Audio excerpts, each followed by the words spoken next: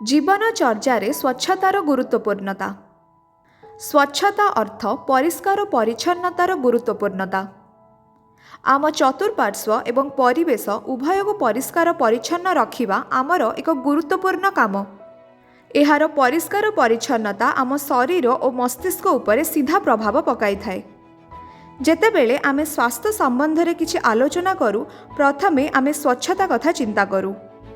अधिकांश स्वास्थ्य समस्या केवल आमर स्वच्छतार दायित्वहीनता एवं अस्वास्थ्यकर खाद्य ग्रहण जोगु होइथाए। स्वच्छतार अर्थ हेउछि सुस्थ रहिबा। जेउ अभ्यास गुड़िक द्वारा आमे निजको सफासुतुरा एवं सुस्थ रखिपारिबा ताहाकु स्वच्छता कुहाଯାଏ। जेपरि प्रतिदिन सकाळे और संध्यारे मुह धोइबा, निज हाथ को सफा करिबा, निजर पोशाक को परिष्कार रखिबा और नियमित पोशाक परिवर्तन करिबा इत्यादि। स्वच्छता आम पई गुरुत्वपूर्ण काहेकि? आमे साधारणतः अस्वास्थ्यकर खाद्य एवं अपरिष्कार जोगु रोगरे पड़ी थाउ। एही रोग दाउरु रक्षा पाइबा एवं एक सुस्थ शरीर और सुस्थ मस्तिष्क पई स्वच्छता को निज दिनचर्या एवं जीवनचर्या स्थान देबा। परिष्कार परिच्छन्न रहिले एहा आम शरीर उपरे प्रभाव पकाई थाए, आमर एकाग्रता बढ़ाई थाए एवं आमे आम लक्ष्य स्थल रे बिना बाधा विघ्न रे पहुँची पारि थाउ। एक सुस्थ शरीर मध्य अनेक काम रे निजर पारदर्शिता देखाई पारि थाए एवं आमगु अनेक संक्रामक रोगरु मध्य दूरेई रखि थाए।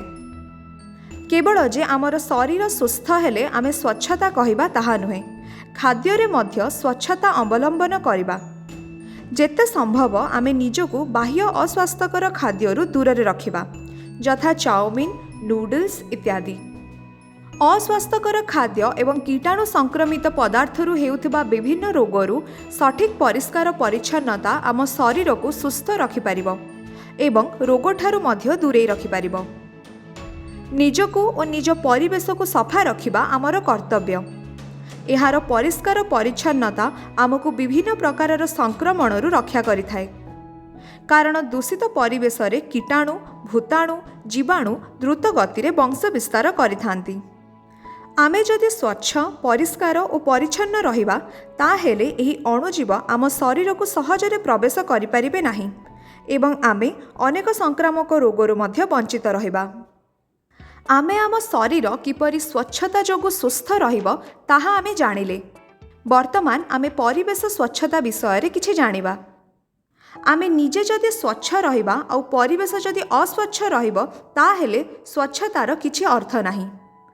तेणु निज सहित परिवेश को मध्य स्वच्छ रखिबा, कारण परिवेश रु ही आमे आम जीवन शैलीर अधिकांश भाग उत्पादन नहीं थाउ। तेणु आमे अलिया आवर्जना और प्लास्टिक पदार्थ गदा करी परिवेश को नष्ट करिबा नाही। परिवेश दूषित हेले आमको नाना रोग यथा डेंगू, मलेरिया भली अनेक भूताणु और जीवाणु रोग होइथाए।